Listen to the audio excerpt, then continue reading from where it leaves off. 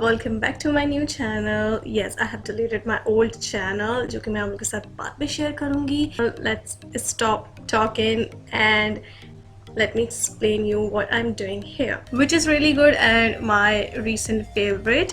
वैसे तो खैर मैं कब से इसको यूज़ करती आ रही हूँ, लेकिन आजकल मुझे बहुत अच्छा लग रहा है ये यूज़ करना. Videos banana is not easy girls. आपको बहुत कुछ ध्यान में रखना होता है. एक तो आपको ये देखना होता है कि आप फोकस में हो कि नहीं, और जब बाद में वीडियो बन जाती है तब आप देखते हो तो आपको ये होता है कि ओ माय गॉड, ये मैंने क्या कर दिया है, अब इसको बर्दाश्त करना पड़ेगा. And this is what happening right now. मेरा बहुत पसंदीदा ब्लश है. अगर आपको मैट ब्लशेस पसंद है देन गो फॉर इट, ये बहुत अच्छा है. और क्रीज लाइन वो होती है जो आपका नेचुरल आई कट बनता है, उसको कहते हैं क्रीज लाइन. ठीक है, अगर आपको लेनी हो बहुत रिजनेबल है, बहुत आउटस्टैंडिंग रिजल्ट है उसका.